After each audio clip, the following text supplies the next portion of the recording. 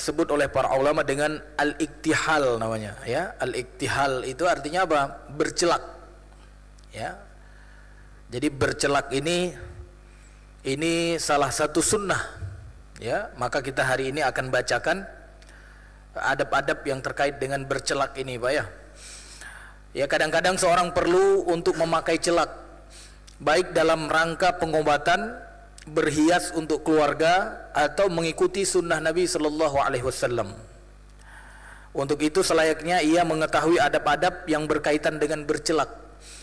Di sini penulis menyebutkan beberapa adab yang kata beliau ungkapkan semampunya, ya. Yang pertama apa? Adab bercelak itu atau al-iktihal itu, hendaknya seseorang memiliki niat, ya, yang soleh.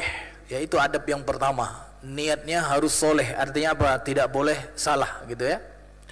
Hendaknya seseorang bercelak dengan niat mengikuti sunnah Nabi Muhammad sallallahu alaihi wasallam, baik ketika berobat dengan celak maupun selain itu. Hendaknya ia yakin bahwa di dalamnya terkandung obat bagi mata, ya, berdasarkan kabar dari Nabi sallallahu alaihi wasallam, sebagaimana disebutkan dalam hadis-hadis yang akan datang insyaallah taala, ya.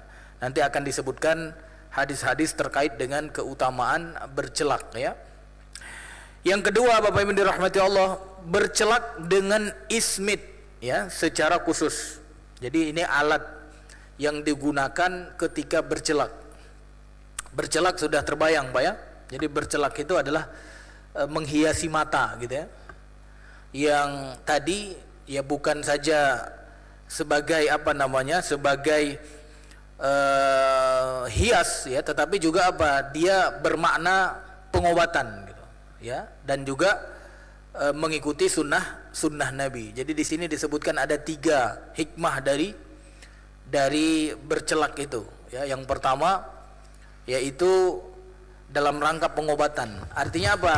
Pada celak itu berarti ada obat, ya. Nanti bahkan disebutkan di sini orang-orang yang sudah ya berumur, gitu, ya, matanya mungkin sudah apa namanya, sudah tidak senormal di saat masih muda, itu celak itu bisa jadi salah satu obatnya, ya. Yang kedua juga apa tadi? Ya, berhias untuk keluarga, dan yang ketiga adalah mengikuti sunnah Nabi Muhammad sallallahu alaihi wasallam. Artinya apa? Nabi Muhammad sallallahu alaihi wasallam, ya, biasa bercelak, gitu, ya, biasa bercelak. Di antara kita, ya, kayaknya hari ini ada yang bercelak nggak, Pak? Hah? Saya tadi nyari-nyari celak saya hilang, gitu, ya. Jadi entah saya taruh di mana, gitu, ya.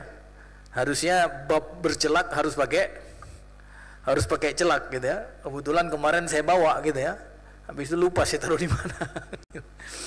Jadi Bapak Ibu dirahmati Allah, yang kedua bercelak itu dengan ismit, ya, dengan ismit. Jadi Rasulullah sallallahu alaihi wasallam bersabda, iktahilu bil ismit, ya, fa innahu yajlul basar, ya, wa yumbitu sya'ar. Bercelaklah kalian dengan ismit. Apa itu ismit? Nanti kita jelaskan. Karena ia dapat menjernihkan pandangan dan menumbuhkan bulu mata. Nah, ini hadis yang diriwayatkan oleh Imam Tirmizi, dan Imam Tirmizi menghasankannya dari Ibnu Abbas radhiyallahu anhuma, ya, juga ditulis di dalam kitab Sahihul Jami, ya. Jadi di sini disebutkan bahwa bercelak dengan ismit itu dapat menjernihkan pandangan, Pak. Masya Allah, ya. Artinya apa? Jadi pengobatan, Pak, ya. Dan juga menumbuhkan apa? Menumbuhkan bulu mata. Mungkin bulu mata jadi lebat, ya. Nah, demikian juga sabda Nabi Muhammad sallallahu alaihi wasallam, alaikum bil ismid fa innahu mumbitatun lisya'r wa mudhibatun lil qadha, ya, wa musaffatun lil basar. Hendaklah kalian bercelak dengan ismit, karena ia dapat menumbuhkan bulu mata, menghilangkan kotoran, dan menjernihkan pandangan, ya. Ini juga hadis yang diriwayatkan oleh Imam At-Tabrani, ya, dalam Al-Kabir, dan An-Nu'man dalam Al-Hilyah, dari Ali dan juga kitab hadis ini ada di dalam Sahihul Jami, artinya hadis yang sahih ya. Jadi yang namanya celak dengan ismit itu bisa menumbuhkan bulu mata, menghilangkan kotoran, dan juga menjernihkan pandangan. Nah, jadi orang-orang yang suka matanya mungkin suka ada belekan gitu ya, ketika bangun tidur, nah itu bisa jadi dengan bercelak bisa sembuh gitu. Karena belekan itu kan kotor Pak ya. Biasanya kita habis naik motoran gitu ya, pagi-pagi biasanya ada belekan gitu. Tapi kalau misalnya naik mobil nggak langsung kena debu, nggak belekan gitu ya.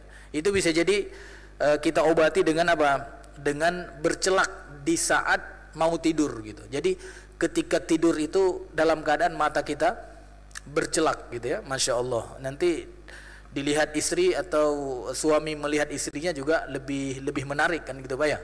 Karena selain obat dan selain mengikuti sunnah juga tadi apa? Salah satu alat untuk berhias. Ibnu Qayyim rahimahullah berkata, ismit adalah batu celak berwarna hitam. Nah ini yang dimaksud dengan ismit. Jadi batu celak berwarna hitam didatangkan dari Asbahan, dan itu yang paling afdol. Nah ini kalau punya link ke sana bisa cari nih ya, yang paling afdol itu dari Asbahan, disebutkan oleh penulis kitab ini. Ia juga didatangkan dari Maroko. Nah, di Maroko juga ada berarti. Yang paling bagus adalah yang paling mudah pecah, dan pada pecahannya ada kilauan cahaya ya. Bagian dalamnya halus ya, dan tidak terdapat kotoran.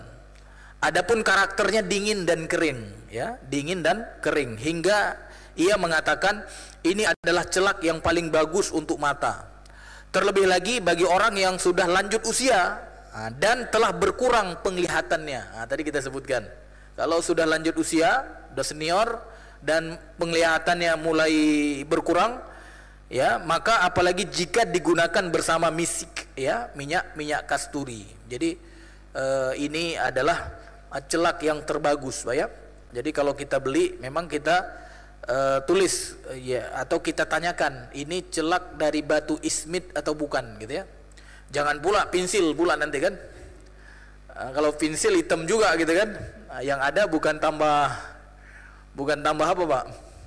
Bukan tambah sehat gitu ya, tambah belekan di pagi hari itu kalau pensil ya. Jadi kita tanyakan ketika kita beli, dan memang kita cek di internet juga banyak yang jual online sekarang kan, ditulis celak batu ismit. Nah, itu berarti apa? Celak yang bagus ya, apalagi yang dari Asbahan tadi, dari Maroko, itu adalah termasuk yang terbaik atau afdol.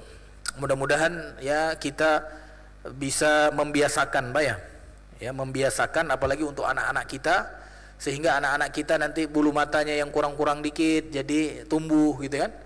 Kalau yang sudah berumur, yang matanya sudah mulai mungkin kata dokter nggak sembuh-sembuh, nggak mungkin sembuh lagi nih, bisa jadi dengan niat mengikuti sunnah Nabi Muhammad SAW, kalau Allah berkehendak kan bisa saja kan. Nah, taib yang ketiga Bapak Ibu rahmati Allah, adab ketika bersiwak itu apa? Mendahulukan mata kanan ketika bercelak ya. Mendahulukan mata kanan ketika bercelak dalam rangka meneladani Rasulullah sallallahu alaihi wasallam atau Nabi Muhammad sallallahu alaihi wasallam. Dalam hadis disebutkan kana yuhibbut tayammun ya, ma istata'a fi tuhurihi wa tana'ulihi wa tarajjulihi wa fi sya'nihi kullih ya. Beliau Rasulullah sallallahu alaihi wasallam ya menyukai tayammun. Apa tayammun? Tayammun itu mendahulukan yang kanan. Jadi ini bagian dari sunnah Pak ya. Tayammun itu mendahulukan yang kanan semampunya. Dalam keadaan bersuci harus dimulai dengan yang kanan. Tayammun ya. Kalau cuci tangan sampai siku jangan kiri dulu gitu kan. Nah, itu kanan dulu. Kalau cuci kaki berarti apa? Kanan dulu, jangan kiri dulu ya. Begitu juga dalam memakai sandal. Nah, sampai dalam memakai sandal Rasulullah sallallahu alaihi wasallam menyukai tayammun. Jadi menyukai pakai yang kanan dulu gitu, ya. Sampai menyisir rambut. Kalau rambutnya terbelah dua, berarti yang kanan dulu, Pak ya. Jangan yang kiri dulu, ya. Atau kalau tidak terbelah dua, pokoknya cari yang kanan gitu ya. Cari yang kanan baru ke kiri. Dan seluruh aktivitas beliau. Jadi semua aktivitas beliau dimulai dengan kanan. Cuma banyak ya kita lihat kaum muslimin hari ini, ya jangankan yang sepele Pak ya, yang inti ya, yang inti seperti makan saja, seperti minum ya, karena itu ada dalil khusus kan, dalil khusus. Itu masih banyak yang apa Pak? Yang minum makan dengan tangan kiri gitu ya. Sedih juga kita lihat ya. Itu di restoran biasanya. Kalau diajak jamaah makan di restoran, ketahuan di situ ya. Ada orang yang minum enak gitu ya dengan tangan kiri ya. Kalau misalnya sesuatu yang dilarang gimana Pak? Kan ada juga yang misalnya apa? Yashrab dukhon misalnya gitu kan. Itu enaknya pakai tangan kanan atau tangan kiri Pak? Kalau yang buruk-buruk kayaknya tangan kiri Pak ya. Karena ya ada juga yang tangan kanan. Wallahu a'lam bishawab ya. Jadi Rasulullah sallallahu alaihi wasallam tentu tidak melakukan itu. Yang dilakukan oleh Rasulullah sallallahu alaihi wasallam adalah sesuatu yang baik, yang mengandung maslahat ya untuk dunianya dan juga akhiratnya. Maka tayamun itu penting Pak. Mudah-mudahan ini menjadi peringatan untuk kita di dalam melaksanakan atau menjalani aktivitas kita di dunia, pastikan dengan kanan gitu. Ya, jangan apa namanya terbiasa gitu, terbiasa. Bahkan dulu saya ingat banget waktu pesantren, waktu saya masih kecil gitu ya. Kadang-kadang guru itu ketika lihat santrinya minum dengan tangan kiri, dia nggak ngomong lagi, dia langsung dipukul gitu, langsung dipukul. Cuma kan kalau untuk masyarakat yang sudah senior begini kan nggak mungkin kan, ya yang ada nanti perang dunia ketiga apa ya.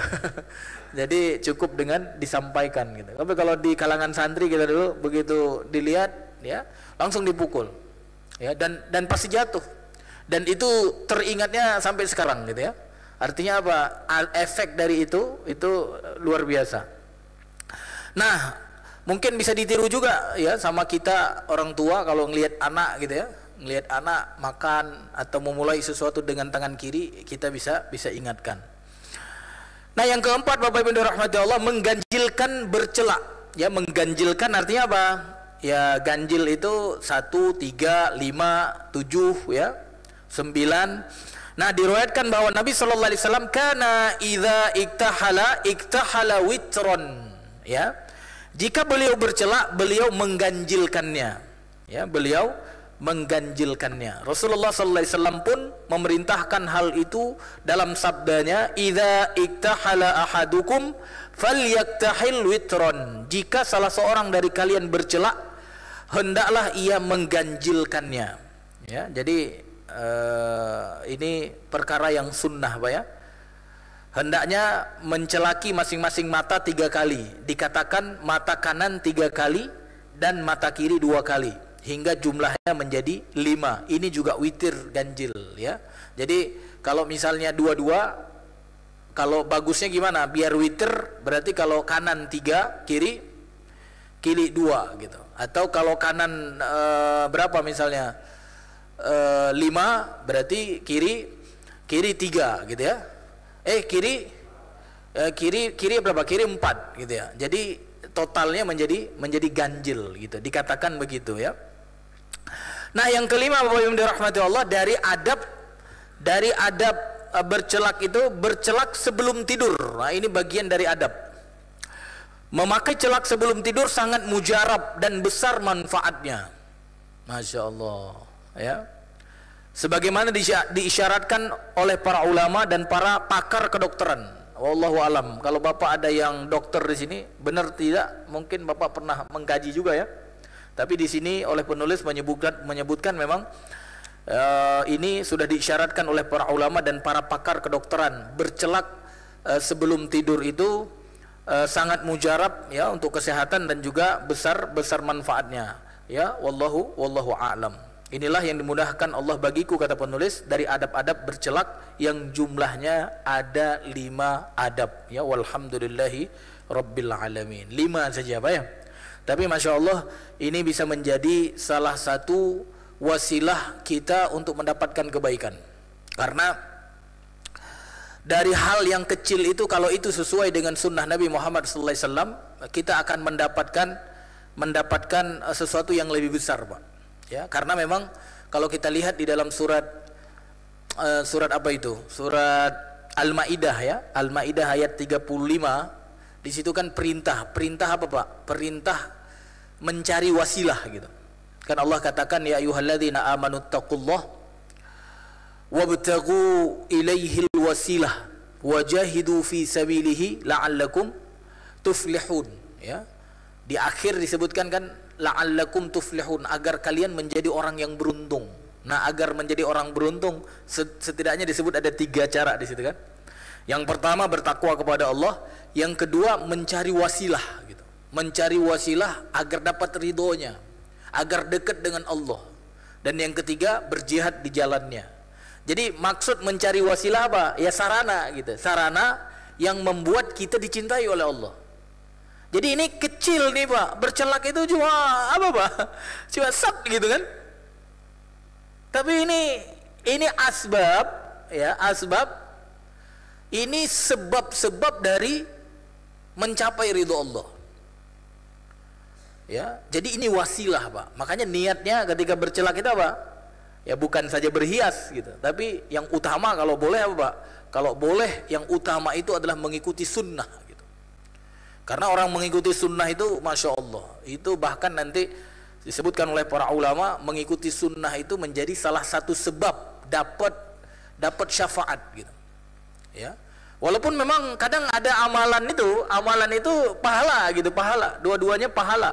Tapi ada yang satu mengikuti sunnah. Yang mengikuti sunnah itu lebih afdol, Pak.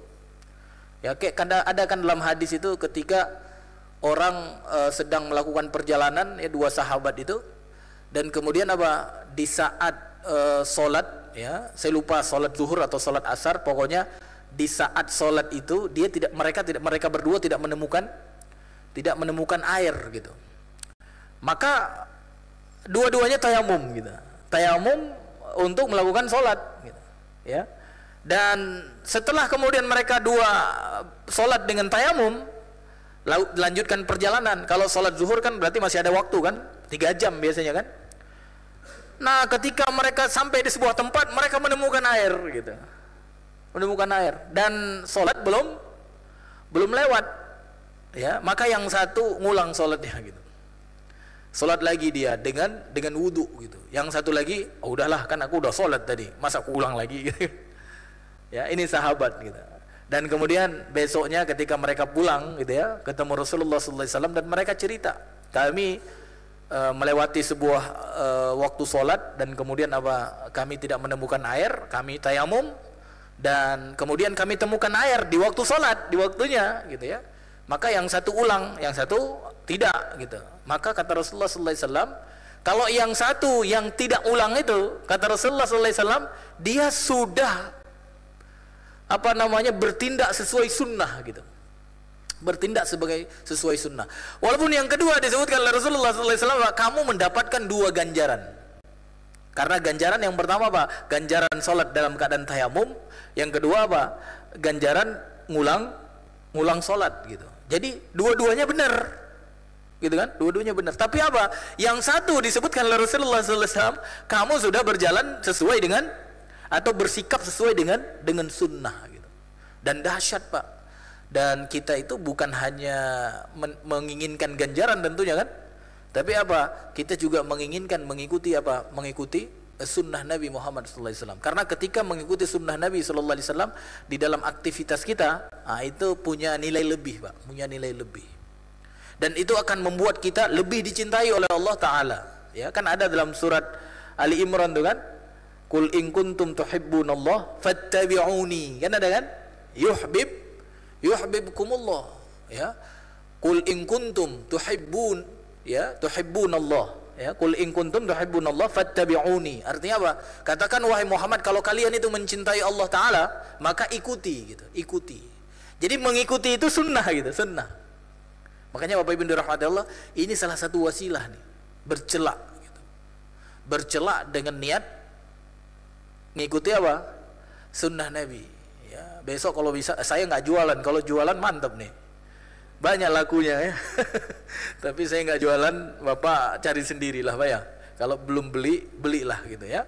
Bisa via online, bisa via apa namanya Pak? Via offline gitu ya. Kalau bisa bergegas Pak, bergegas ya, jangan ditunda. Kalau ditunda biasanya apa? Biasanya nanti tertimbun dengan kajian lain gitu, tertimbun. Jadi kalau bisa langsung segera. Makanya ada di dalam hadis itu disebutkan oleh Rasulullah, badiru ya bil a'mal fitanan gitu. Jadi bersegera melakukan apa?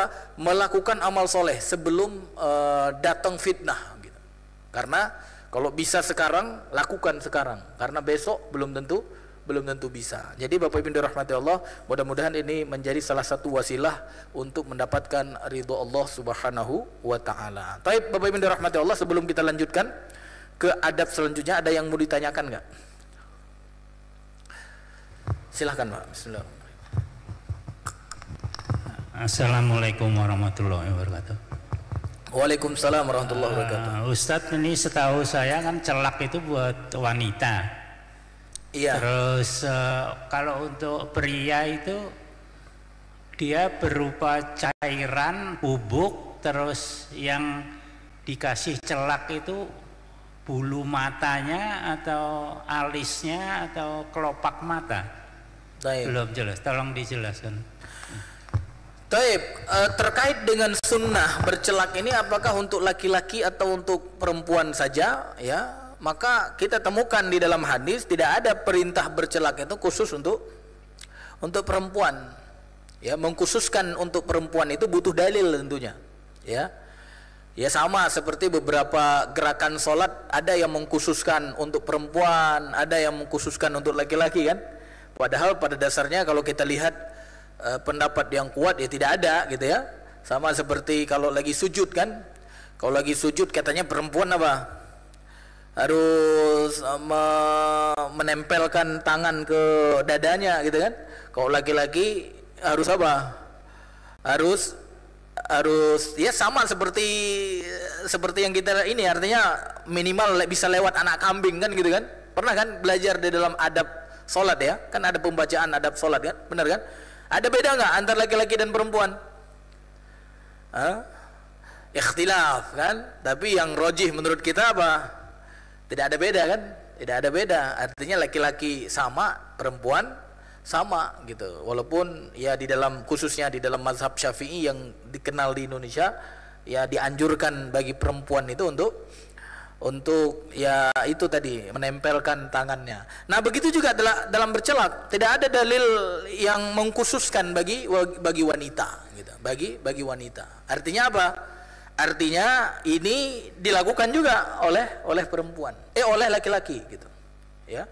Dan di mana bercelaknya ya secara umum, karena memang tadi yang tumbuh adalah bulu mata, maka bukan di alis.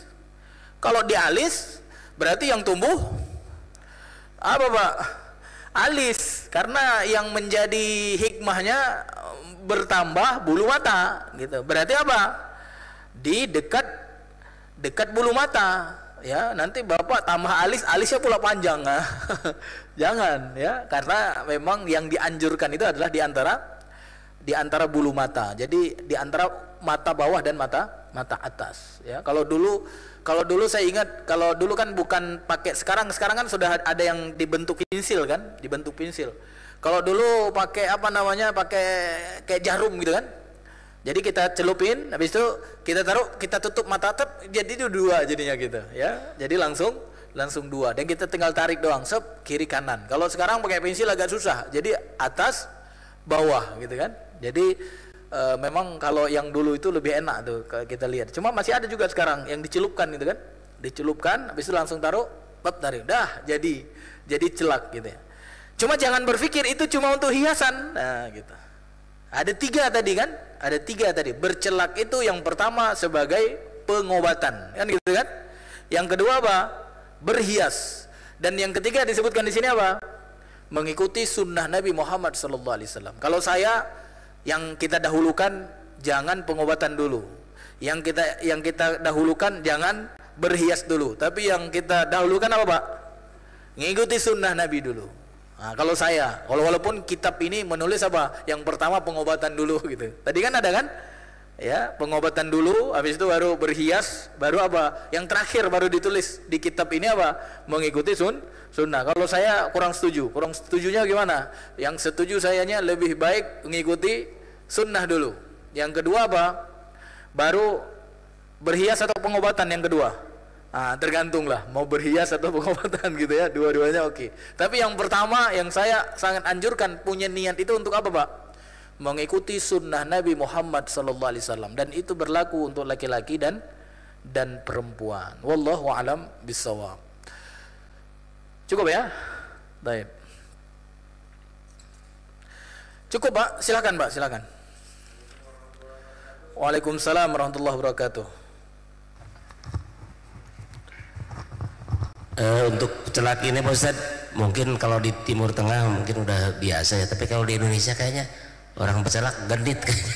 Kalau dilihat kan jarang gitu ya. Iya. Kayaknya belum pernah lihat saya yang laki-laki itu. Kalau perempuan sih ada gitu. Jangan-jangan karena tadi emang mungkin tadi karena sunnah belum di masyarakat kan gitu ya. Coba kalau tadi sudah kita mendengar laksanakan pasti insya Allah ya. Tapi untuk sekarang gitu kayaknya belum pernah lihat saya. Termasuk di kalangan pesantren gitu ya. Saya kayaknya belum ini. Terima kasih. Assalamualaikum warahmatullahi wabarakatuh. Waalaikumsalam warahmatullahi wabarakatuh. Taib. Jadi ini sebenarnya peluang Pak, peluang. Jadi kalau belum dibiasakan, nah kita hidupkan, dan itu ganjarannya luar biasa Pak.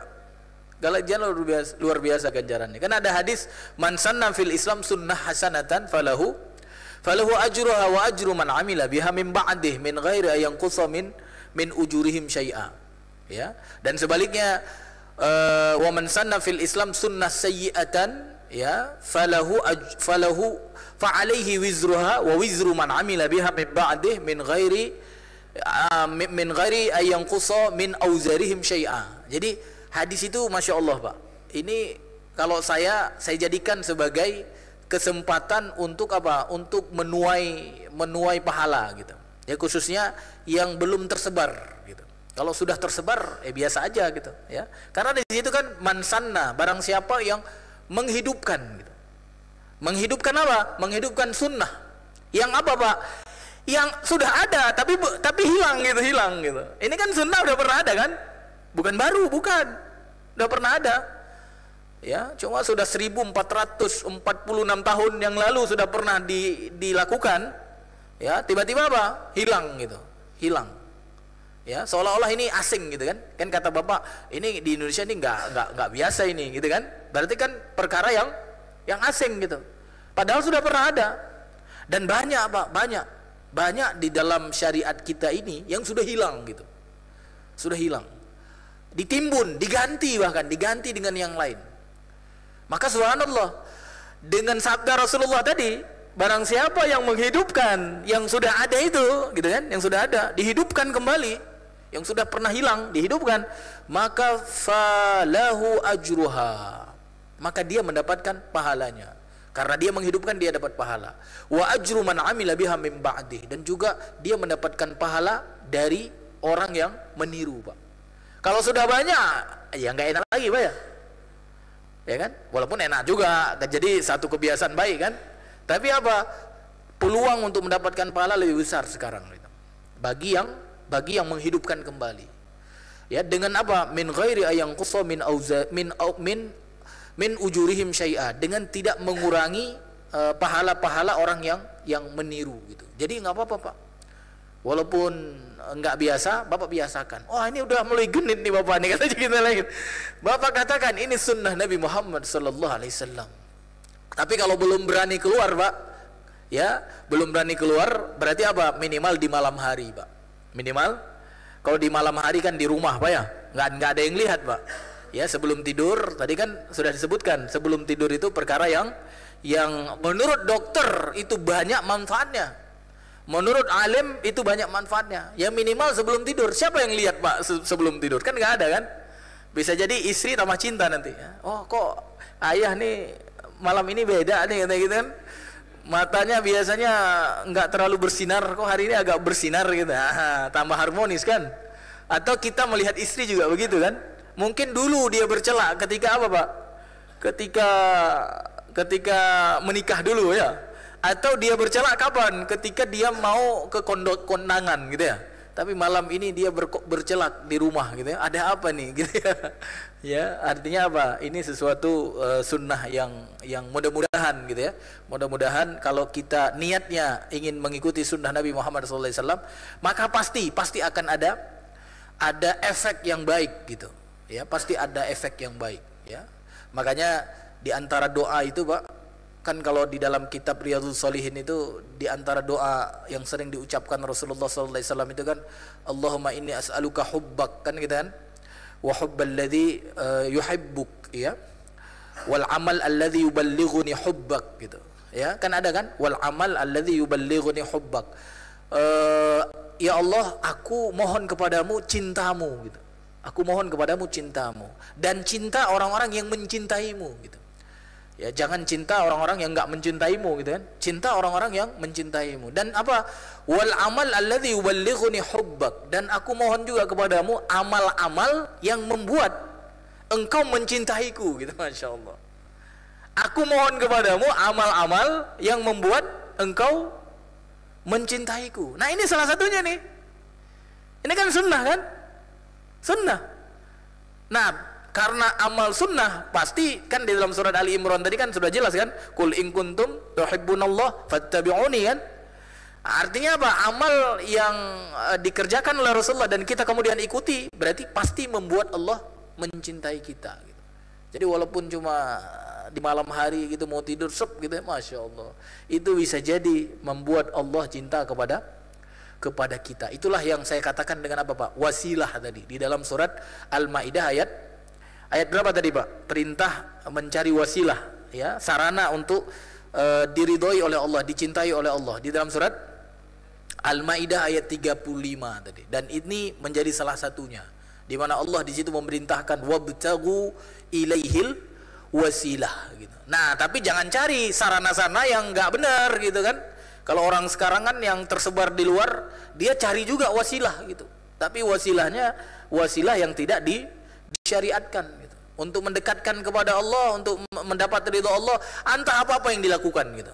Padahal ada sunnah Nabi, tapi apa? Dia cari sunnah yang lain. Nah, ini bukan dapat pahala, bukan dapat cinta Allah. Dapat apa Pak? Dapat dosa kan? Karena ada tadi lanjutan hadis yang saya sebutkan tadi, wa man sanna fil Islam sunnah sayyi'ah gitu. Barang siapa yang di dalam Islam itu dia hidupkan yang buruk gitu, bukan yang sesuai dengan sunnah Nabi, fa alaihi wizruha, maka dia dapat dosa gitu. Wa wizru man amila biha min ba'dih, dan juga apa? Dosa orang-orang yang mengikutinya, min ghairi ayyanqusa min auzarihim syai'a, dengan tidak mengurangi dosa-dosa pengikutnya gitu. Jadi Bapak Ibu dirahmati Allah, mudah-mudahan ini menjadi motivasi kita untuk menghidupkan salah satu wasilah agar kita mendapat ridho dan cinta Allah Subhanahu wa taala. Ya Pak ya.